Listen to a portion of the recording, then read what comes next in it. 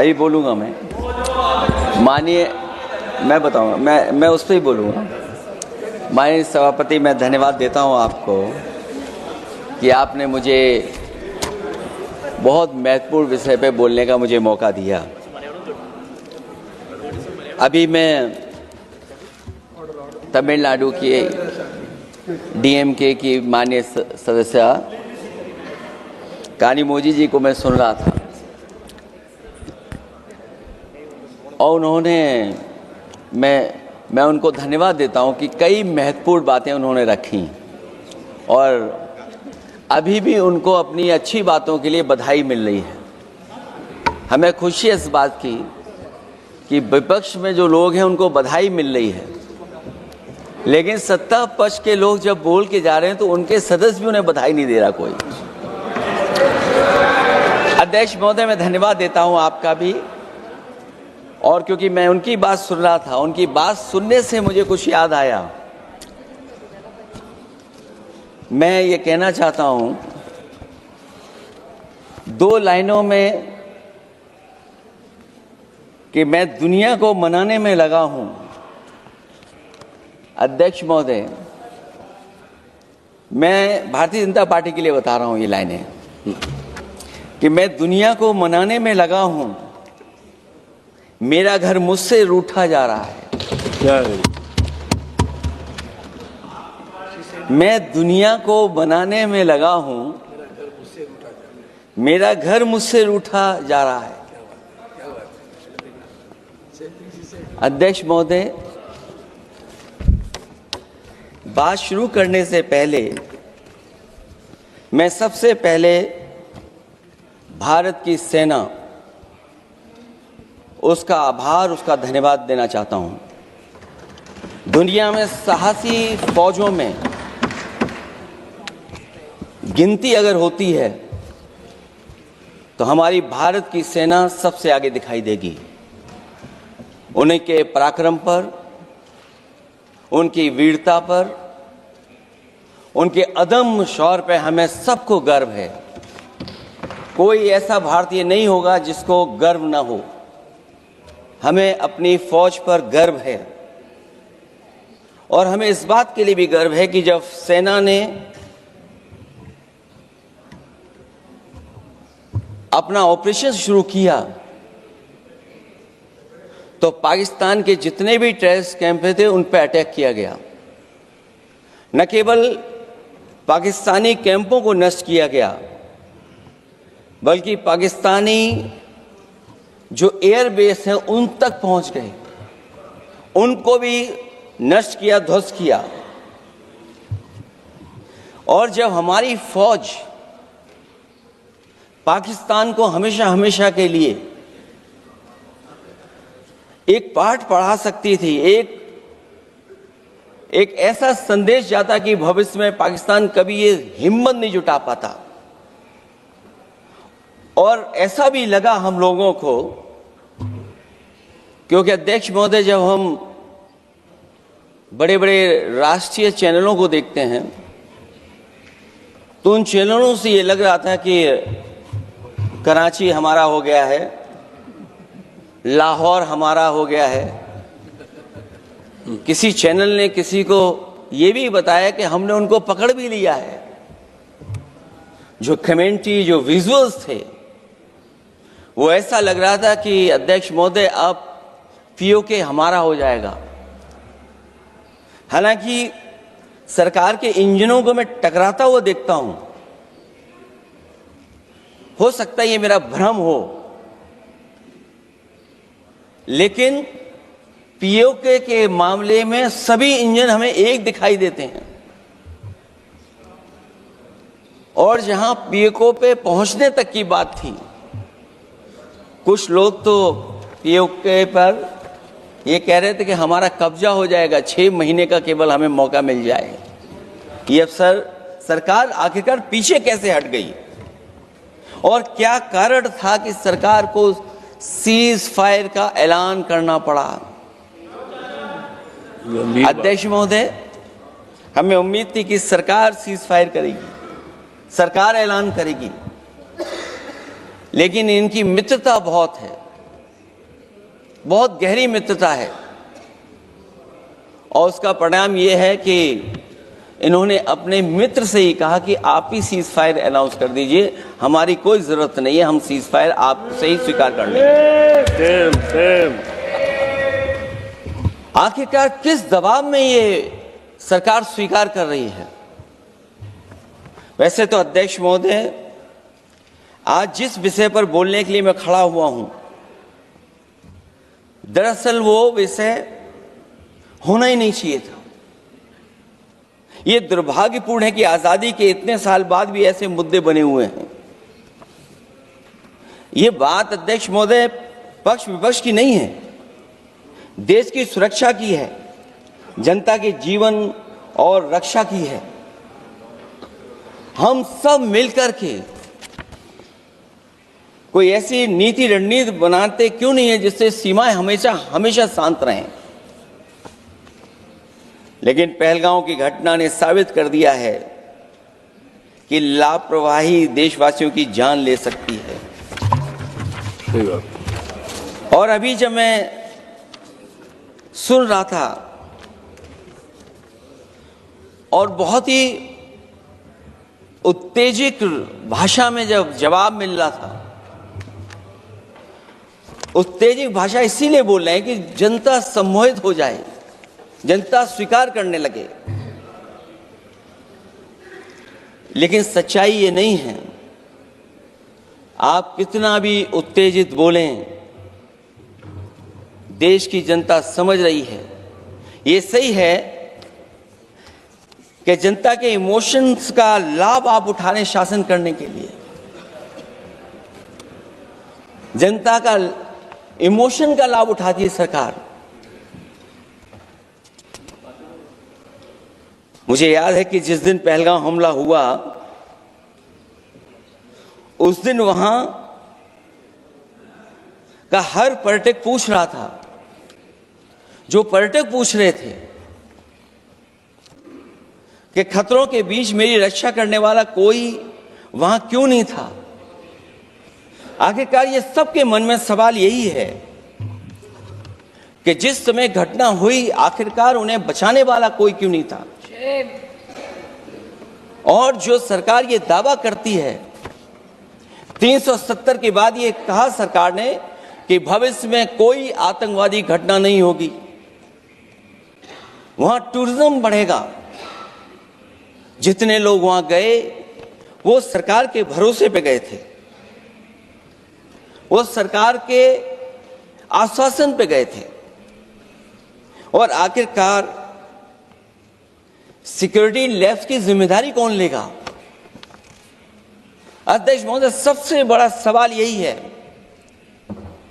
कि security labs का responsible कौन होगा, वो जिम्मेदारी कौन लेगा? और ये जो पहलगांव की घटना हमारे इंटेलिजेंस फेलियर की वजह से है। उन्हें मैदान को खुला छोड़ दिया। वो सरकार जानती होगी कि कितना समय लगा होगा फोर्सेस को आने में। आखिरकार वो जिम्मेदारी किसकी है? और फिर सरकार को ये जरूर बताना चाहिए कि सरकार क्या क्या कदम उठा रही है कि भविष्य में ऐसी घटना ना हो। क्योंकि पहलगांव से पहले पुलवामा भी हुई और पुलवामा में भी यही बात रखी गई थी कि इंटेलिजेंस फेलियर है। उस समय भी किसकी जिम्मेदारी थी इंटेलिजेंस फेलियर की? किसी को नहीं पता। और अगर इंटेलिजेंस फेलियर पहले था तो पहलगांव में भी वही इंटेलिजेंस फेलियर हम लोगों को और पूरी देश की जनता जानती है आखिरकार जिम्मेदारी किसकी बनती है। जो लोग बड़ी बड़ी बातें कर करके चले गए,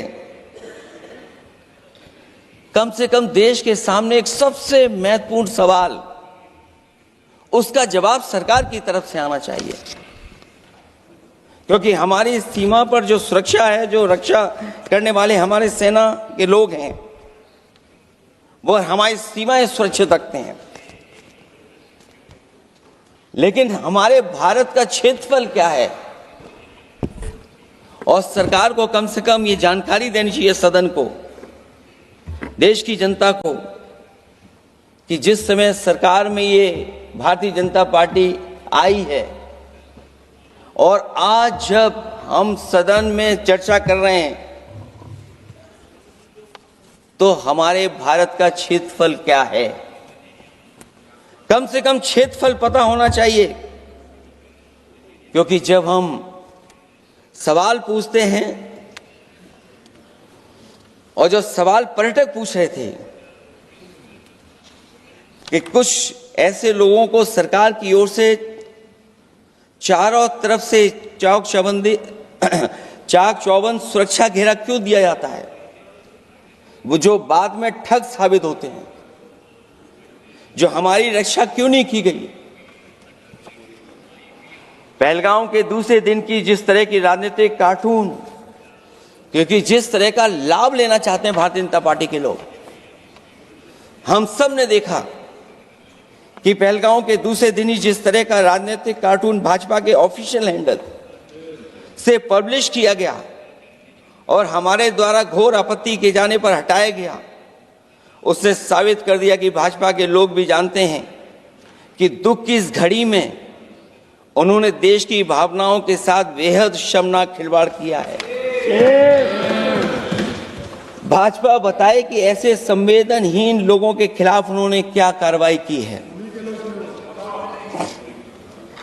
ये अति गंभीर प्रश्न है कि जिन्होंने अपनों को खोया है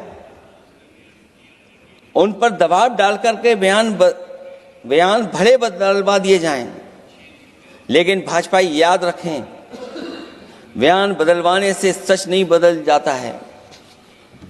पहलगांव के शहीद सैनिक की पत्नी द्वारा देश हित में शांति और सौहार्द की अपील करने पर उनसे जिस तरह का दुर्व्यवहार और उपशब्द कहे गए, उससे हर महिला और सच्चा देश प्रेमी बहुत दुखी है, आहत और शर्मिंदा हुआ है। ये सब जानते हैं कि किन लोगों की हरकत थी। इस संदर्भ में और परिप्रेक्ष्य में हमने महिला आयोग को पुरजोर अपील की थी कि वो नारी की गरिमा के विरुद्ध गलत बयानी करने वालों के खिलाफ केवल शाब्दिक औपचारिकताएं न निभाएं और बल्कि सही से कार्रवाई करें, लेकिन उस पर भी कुछ नहीं किया सरकार ने। पहलगाम की पीड़ित महिलाओं के बारे में कहे गए बयान के लिए निंदनीय शब्द से निंदनीय शब्द तक को आपत्ति होगी। नारी वंदन की जगह नारी का अपमान, निंदा और हर संभव शोषण और उत्पीड़न करना ही भाजपा का असली चेहरा है, जो बेहद शर्मनाक है। पहलगाम में हुए आतंकवादी हमले के जवाब में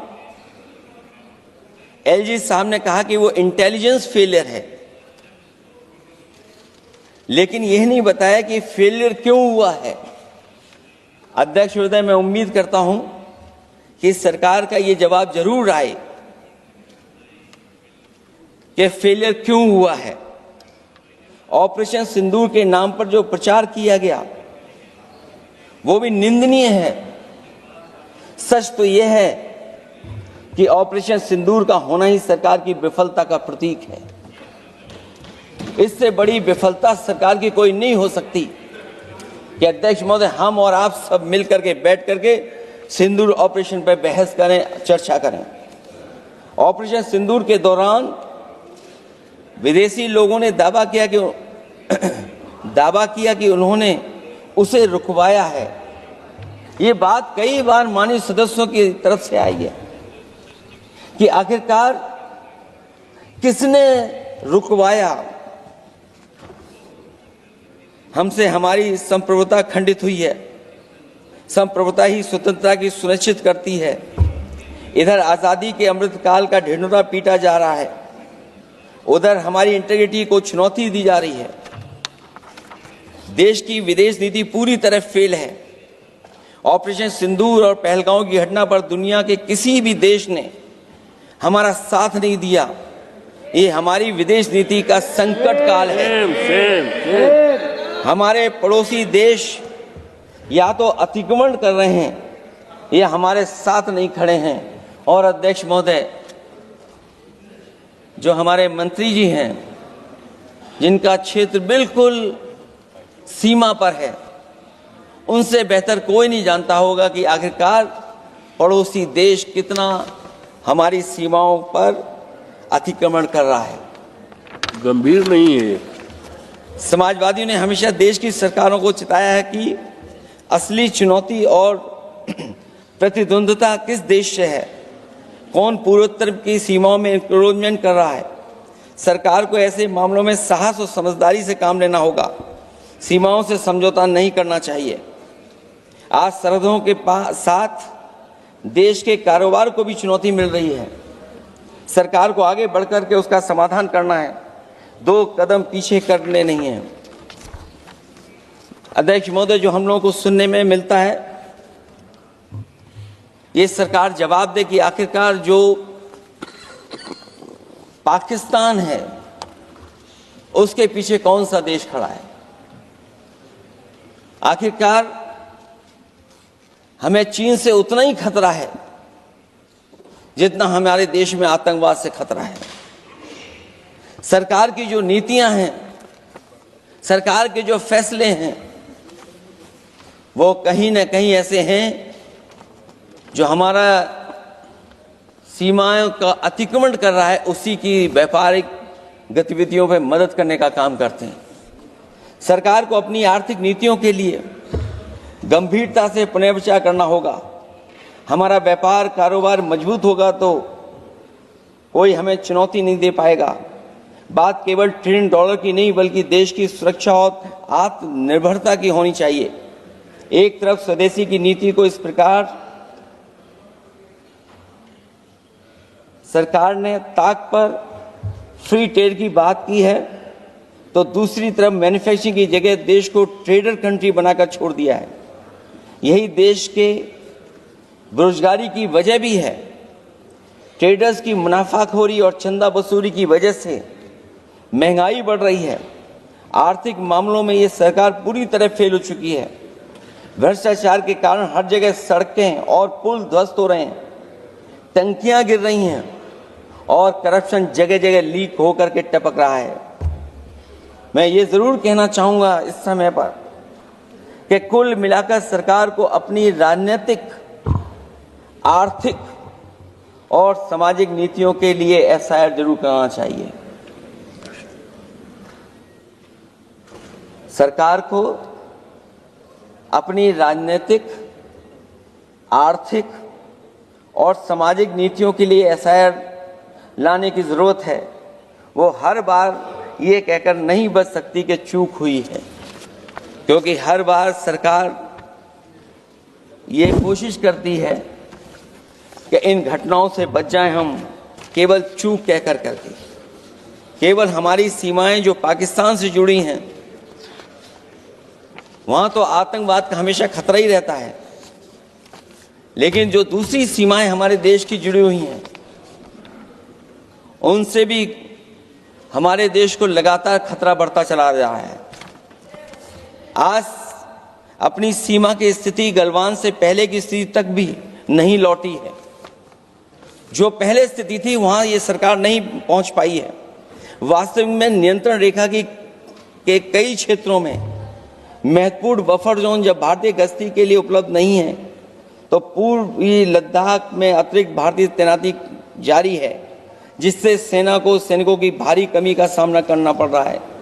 हमें उम्मीद है कि जब इतने महत्वपूर्ण समय पर बहस हो रही है, तो सरकार अपनी अग्निवीर वाली योजना को वापस लेने का काम करेगी, जिससे कम से कम सेना की कमी, हमें सेना को पूरी की पूरी सेना मिल सके।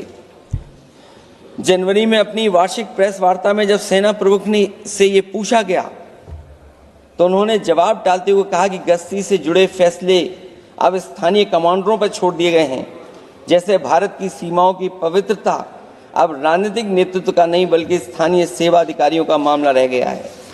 इस पे भी सरकार को बहुत गंभीरता से सोचना पड़ेगा कि जहां लगातार हमारी सीमाओं का एनक्रोचमेंट हो रहा है। चीन ने भारतीय वाहन निर्माताओं के लिए आवश्यक दुर्लभ खनिजों की आपूर्ति रोक दी है। सुना है कि बुलेट ट्रेन प्रोजेक्ट के लिए सुरंग खोदने वाली मशीनें, डीएपी जैसे उर्वरक और यहाँ तक कि कई बड़ी कंपनियों की रणनीति के तहत उनकी सप्लाई रोकने का काम किया है। जहां हम एक तरफ आत्मनिर्भर का नारा दे रहे हैं, वहीं हम किस पर निर्भर होते चले जा रहे हैं, ये भी विचार करने का सवाल है। सुनने में आ रहा है कि कुछ महीनों के बाद सरकार बीजिंग में मंत्री अधिकारी सब मिलकर के कोई बहुत बड़ी मीटिंग होने जा रही है। कहीं ऐसा तो नहीं है जो कूटनीतिक भागदौड़ चल रही है, कहीं कोई हमारी कमजोरी तो नहीं उजागर कर रही है। इसलिए जहां हमें पाकिस्तान से खतरा है, उसकी सीमाओं से हमारा आतंकवाद आ रहा है, वहीं जो उसके पीछे खड़ा हुआ देश चीन, उससे भी हमें सावधान रहना पड़ेगा। और अध्यक्ष महोदय, हम सब समाजवादियों ने कई मौकों पर ये बात रखी और कही कि हमारा खतरा पाकिस्तान से नहीं है, हमारा खतरा है चीन से। न केवल वो हमारी जमीन छीन रहा है समय समय पर, बल्कि हमारे बाजार को भी छीनने का काम कर रहा है। इस सरकार को कहीं न कहीं आतंकवाद को और पाकिस्तान को लगाम लगाने के लिए 10 या 15 साल का ऐसा फैसला लेना चाहिए जिससे कि वहां से हमारा कारोबार कम होता चला जाए। और अगर हमारा देश महोदय कारोबार कम नहीं होगा तो हम अपने देश को आत्मनिर्भर भी नहीं बना पाएंगे। ये जो आत्मनिर्भर का नारा है, कहीं ऐसा तो नहीं है नारा कुछ व्यापारियों को लाभ पहुंचाने के लिए हो रहा हो? क्या व्यापार और राजनीति का संबंध ऐसा हो सकता है कि दोनों एक दूसरे का लाभ उठाएं? और याद रखें कि अगर हमें पाकिस्तान से खतरा है तो चीन राक्षस है, वो हमारी जमीन और हमारी बाजार दोनों छीन लेगा। मैं अंत में अपनी बात खत्म करने से पहले मैं कुछ सुझाव देना चाहता हूं। और मुझे याद है जब पिछली बार चीन से सवाल खड़ा हुआ था, ये सरकार पता नहीं कैसा फैसला लेती है। और मैं अभी विदेश मंत्री जी को जब सुन रहा था तो विदेश मंत्री जी ये कह रहे थे कि जो इंफ्रास्ट्रक्चर बन रहा है वो हमारा बहुत अच्छा इंफ्रास्ट्रक्चर बन रहा है। हम पुल अच्छे बना रहे हैं, हम सड़कें अच्छी बना रहे हैं, हम ब्रिजेस अच्छे बना रहे हैं। क्या ये सच्चाई है कि जिस तरह का चीन अपने सीमा पर इंफ्रास्ट्रक्चर बना रहा है, क्या उससे बेहतर इंफ्रास्ट्रक्चर हमारा बन रहा है? इसका जवाब जरूर सरकार दे। वहीं जहां हमारे डिफेंस को स्ट्रेंथन जितना हम करेंगे उतनी हमारी नेशनल सिक्योरिटी स्ट्रेंथन होगी। ये जो बजट लगातार कम होता चला जा रहा है, इस बजट को बढ़ाना चाहिए और कम से कम जीडीपी का 3% बजट डिफेंस का होना चाहिए। और जो बजट डिफेंस का हो वो नॉन लैप्सेबल हो, मॉडर्नाइजेशन के लिए फंड हो जिससे कि लैप्स ना करे और हमारी रिसर्च एंड डेवलपमेंट लगातार चलता रहे। जो हमें कई बार आश्वासन मिलता है कि टेक्नोलॉजी ट्रांसफर भी हो जाएगा, आखिरकार टेक्नोलॉजी ट्रांसफर के लिए हमें वर्षों क्यों इंतजार करना पड़ता है? आखिरकार इसका जिम्मेदारी कौन लेगा? जो डिफेंस प्रोक्योरमेंट है हमारा, वो डिफेंस प्रोक्योरमेंट आखिरकार क्यों नहीं होता है? जहां सरकार समय समय पर डिफेंस एक्सपो के नाम पर न केवल भारत बल्कि दुनिया से ये कहती है कि हमारे यहाँ इन्वेस्टमेंट करें। आखिरकार डिफेंस एक्सपो के इन्वेस्टमेंट के कार्यक्रम के बाद कितना डिफेंस सेक्टर में इन्वेस्टमेंट आया है? और साथ ही साथ जब आत्मनिर्भर की बात हो तो हमारे देश की अपनी रक्षा करने के लिए हमारे अपने लोग क्यों नहीं तैयार हो रहे हैं? यह सरकार इतना क्यों नहीं जोखिम उठा रही कि हम खुद तैयार हों उन चीज़ों को बनाने के लिए। इसलिए मैं एक बार फिर ये कहता हूं कि जहां पर सेना ने बहुत बहादुरी के साथ, अपने पराक्रम के साथ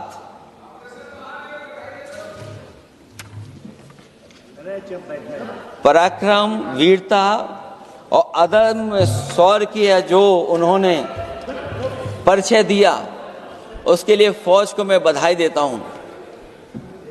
लेकिन अभी जब मैं सुन रहा था, ये जो अभी आतंकवादी मारे गए हैं, आतंकवादी मारे जाते हैं, हम सब पक्ष में हैं, लेकिन हर जगह राजनीतिक लाभ आखिरकार कौन उठा रहा है? क्योंकि मैं अपनी बात खत्म कर रहा था, अध्यक्ष महोदय ये पूछ रहे हैं कि आज महादेव ऑपरेशन पे मैं धन्यवाद क्यों नहीं दे रहा हूं। अध्यक्ष महोदय, जिस समय समर्थन की बात आई, पूरे देश के जितने भी राजनीतिक दल हैं वो आपके साथ थे। आखिरकार इनकाउंटर कल ही क्यों हुआ?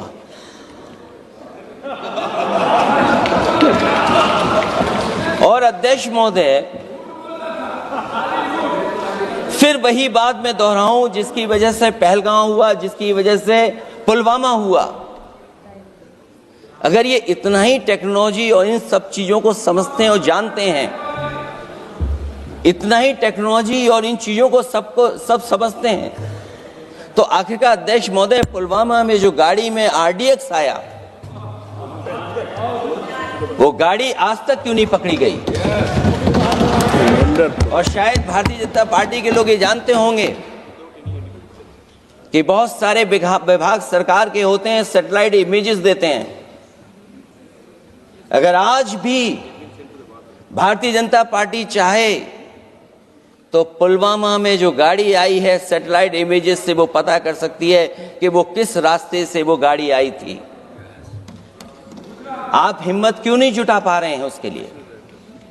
और फिर पहलगांव में किसी भी दल ने आपके साथ किसी तरह की राजनीतिक बातचीत नहीं की, लेकिन राजनीतिक लाभ आपने कांग्रेस पार्टी से भी उठाने की कोशिश की, हमारे से भी उठाने की कोशिश की। अगर डेलीगेशन भेजना ही था आपको, तो पॉलिटिकल पार्टीज तय करती हैं, आप नहीं तय कर सकते। ये राजनीति कौन कर रहा है? और फिर अध्यक्ष महोदय, राजनीति करने वाले वो लोग जो अपने चुनावी भाषण में कह रहे थे कि POK हम 6 महीने में ले लेंगे, हम अक्साई चिन्ह ले लेंगे। इसीलिए मैंने सवाल पूछा अध्यक्ष महोदय सरकार से कि जिस समय सरकार में भारतीय जनता पार्टी आई, उस समय भारत का क्षेत्रफल क्या था और भारत का क्षेत्रफल आज क्या है? क्या 5 फिंगर्स, पेंगोंग लेक, गलवान घाटी, रजांगला, उसका जवाब किसके पास है? सरकार के पास है क्या कि नहीं है? और मैं आज अध्यक्ष महोदय कहता हूं, हम वॉर के खिलाफ हैं, हम वॉर नहीं चाहते हैं, लेकिन सीमा पर शांति रहे, हमारा कोई इंक्रोचमेंट नहीं करे। झगड़ा मैं आज भी कहता हूं, ये लड़ाई आपको, जो लड़ाई हुई है वो पाकिस्तान से आप नहीं लड़े हैं। अध्यक्ष महोदय, आप कितना भी छिपना चाहोगे, छिपाना चाहोगे, कोई भी स्वीकार नहीं करेगा। ये जो लड़ाई लड़ी गई है, ये आपको चीन से लड़नी पड़ी थी। और जो समय आप बताते हैं कि इस समय से इस समय तक हमारी एयरफोर्स और हमारे लोगों ने हमला किया, टेररिस्ट लोगों के तमाम सेंटर्स को खत्म किया है, तो हमारे मन में भी एक इच्छा आती है कि हमारे सबसे बेहतरीन एयरक्राफ्ट जो नींबू और मिर्च लगा करके जिनकी पूजा की गई थी, वो कितने उड़े थे? हम और सवाल नहीं पूछना चाहते हैं हम आपसे। मैं केवल इतना पूछना चाहता हूं कि जिन एयरक्राफ्टों को नींबू और मिर्च लगाकर के पूजा की गई थी, वो एयरक्राफ्ट कितने उड़े थे? हमें अपनी पूरी एयरफोर्स पे गर्व है। इतने बेहतरीन पायलट किसी के पास नहीं है जितने बेहतरीन पायलट हमारे पास हैं। और हम समाजवादी वो लोग हैं जिन्होंने ऐसा इंफ्रास्ट्रक्चर सड़कों का बनाया था कि अगर कभी इमरजेंसी हो तो आपका एयरक्राफ्ट वहां पर उतर जाएगा। और देश में पहली बार सुकोई, मिराज और हरकुलस अगर किसी ने सड़क पर उतारे थे तो वो समाजवादी पार्टी और हम लोगों ने सड़क पर उतारने का काम किया था। सही बात। और दूसरा, देश महोदय, मैं और जानकारी देना चाहता हूं। आपके देश के प्रधानमंत्री जी हमारे देश के नहीं, हमारे भी प्रधानमंत्री हैं, हमारे हैं बात खत्म हो रहा है। अध्यक्ष महोदय, मैं फिर बोलता हूं। अध्यक्ष महोदय, मैं तो आपको बहुत अच्छा मान रहा था कि आप ही मुझे बुलवा के गए थे। मैं फिर बोलता हूं, देखिए प्रधानमंत्री जी की लाइनें हैं ये वाली, मैं दुनिया को मनाने में लगा हूं, मेरा घर मुझसे रूठा जा रहा है। आखिरकार कौन रूठा हुआ है? इस देश में जो हमने देखा इतने दिनों में, प्रधानमंत्री जी डिफेंस मिनिस्टर का भी रोल प्ले कर रहे थे। इसलिए जिस सड़क पर हमारे देश के प्रधानमंत्री जी हरकुलस विमान से उतरे थे, वो हाईवे किसी ने डिजाइन किया था तो समाजवादी लोगों ने डिजाइन किया था।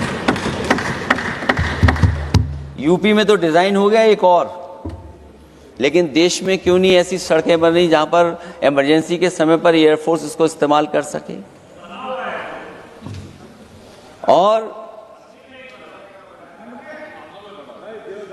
और बनाइए, मैं तो कहूंगा कि और बनाइए, मैं तो कह रहा हूं। और जिस तरीके से हमारी सेना ने जो मुकाबला किया है, सीज फायर के बाद भी ड्रोन आ रहे थे, ये भी सरकार को स्वीकार करना पड़ेगा। आखिरकार सवाल ये है हमारा कि सीज फायर किसके दबाव में किया है और सीज फायर क्यों किया जब हमारी फौज पीओके को भी ले लेती और पाकिस्तान के भी।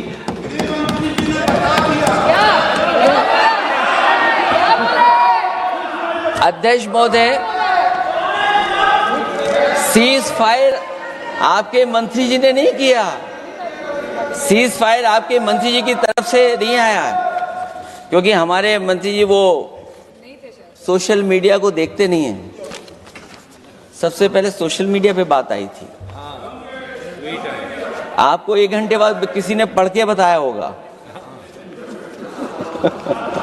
इसलिए अध्यक्ष महोदय, मैं केवल इतना कहना चाहता हूं अपनी बात खत्म करते हुए, आखिरकार इंटेलिजेंस फेलियर की जिम्मेदारी किसकी है? हमारे भारत का क्षेत्रफल कितना 2014 में था और आज क्षेत्रफल क्या है? और लगातार इनकी सरकार में आतंकवादी घटनाएं क्यों हो रही हैं?